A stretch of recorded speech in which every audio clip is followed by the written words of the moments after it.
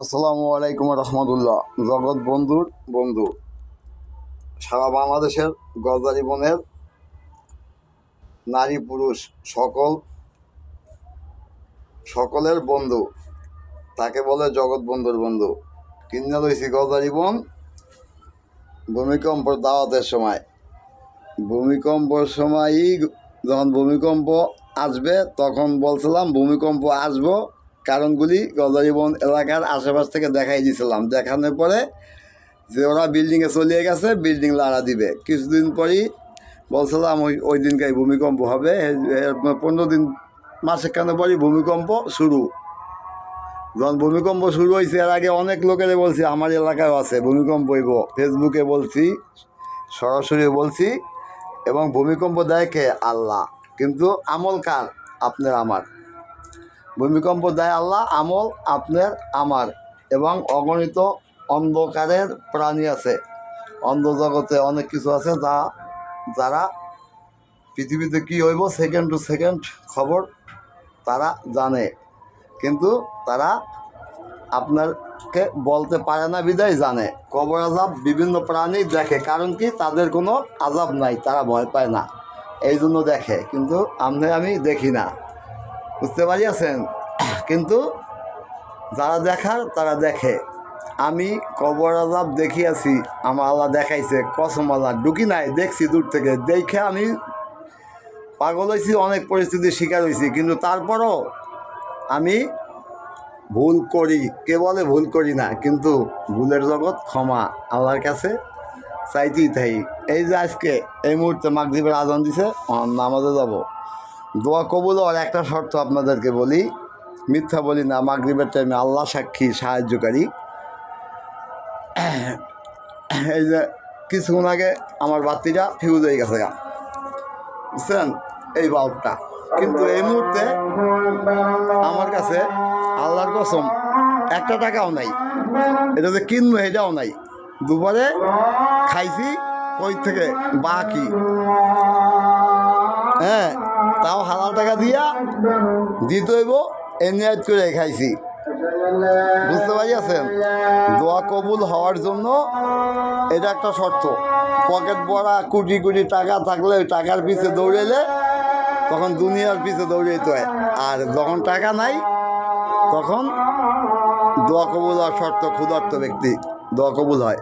আমি তো বেশি বেশি ক্ষুধার্ত থাকি, দোয়া কবুল নাই যাইবে কই? যখন ক্ষুধার্ত থাকি তখন আল্লাহর কাছে মুদ্রার জন্য সাহায্য চাই, দুনিয়ার জন্য চাইতে পারি না, সুযোগ থাকে না ওই মুহূর্তে।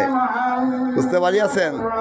যারা ভালোবাসেন আমাকে তারা আমার নাম্বারে যোগাযোগ করবেন। যারা ভালোবাসেন আপনার সন্তান, ফ্যামিলি, পরিবার যারা আশেপাশে আছে তারা আমার নাম্বারে যোগাযোগ করেন। ভালোবাসা ভালো লাগা আমি দেখিয়ে দেব।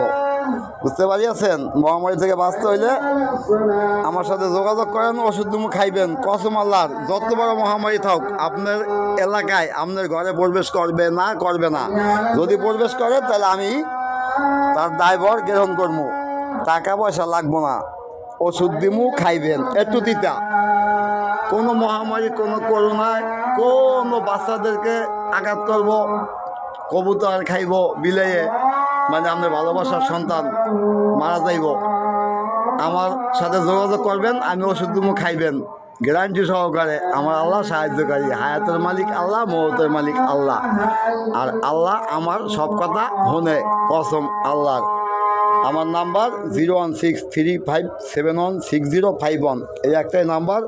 ইমু, ওয়ার্কশপ সব আছে। এই মুহূর্তে সামনে কিন্তু সারা পৃথিবীর মানুষের জন্য মহাভয়ঙ্কর, ঠিক আছে? যদি বাঁচতে চান আমার নাম্বারে যোগাযোগ করেন, পৃথিবী যেখানে থাকেন। এখান থেকে আমি কথার জগৎ, ভাবনার জগৎ, অনেক জগতের কোনো শেষ নাই। জগৎ খুঁজতে খুঁজতে জগতের কারখানাও আছে, কিন্তু খুঁজবেন না, বুঝবেন না, ভাষা বুঝতে না। জগতের ভাষা বোঝা প্রয়োজন নাই। আপনার সকলের জন্য দরকার কি? মুক্তি, সমস্যা সমাধান। মহামারী থেকে বাঁচার জন্য আল্লাহর কাছে যা চাইবেন আল্লাহ তা দিবে। চাইয়ে দেখেন না কিছু। মাগরিবের আজান দিছে, যারা মুসলমান তারা নামাজ পড়ে, অমুসলিম পড়ে না। যেই ঘরে নামাজ নাই ওই ঘরে রহমত নাই, আর 10 ঘরে রহমত নাই। যেই এলাকায় প্রকাশ্য জেনা চলে ওই এলাকায় রহমত আসে না, গজব আসে। যেই সরকার প্রকাশ্যে জেনায় বাধা তৈরি করে না ওই সরকারের বংশের উপরেও আল্লাহ রহমত আসে না, গজব আইতেই থাকে, সে যেই হোক না কেন পৃথিবীতে। আমি আপনার দেশ এই দেশ এই দেশ না, সারা পৃথিবী নিয়েই কোরআন। বিশ্ব নবীর বন্ধু বলছি, অতি শীঘ্রই গজারি বনে আসেন, নাইলে এই গজারি বনের মহামারী ভালোবাসার কবুতর খাওয়ার জন্য রেডি আছে আপনাকে ঘরের।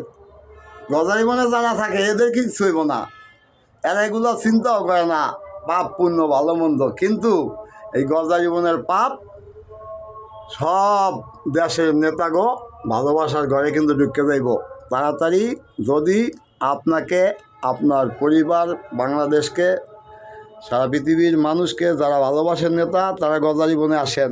বহুত আগে কইছিলাম, তারেক জিয়া ক্ষমতায় আওয়ার পরেও কইছিলাম, তারেক রহমান যদি আমাদেরকে ভালোবাসো তাইলে তুমি গজারি বনে আসো, নাইলে জগৎ অন্ধকার। প্রিয় তারেক, একটা বা একটা মহামারী আইতেছে, গজারি বনে না আসলে বাংলাদেশের মহামারী বন্ধ করার দরখাস্ত দিলে বন্ধ হয় না, আরও বাইরে জায়গা। কমসে কম আল্লাহরে কিছু দিলে আল্লাহ কিছু দেয়। সৎ কাজের আদেশ, অসৎ কাজের নিষেধ। জান মাল খরচ করো, মাল দিয়ে কী করবা? মরে গেলে খাইব কেনা? ভূমিকম্পে মরে গেলে সারারা মাল লয়ে গজারি বনে আয়, এখান থেকে কিছু মানুষ বাইকে লয়ে যা, অবশ্যই আল্লাহ সাহায্যকারী।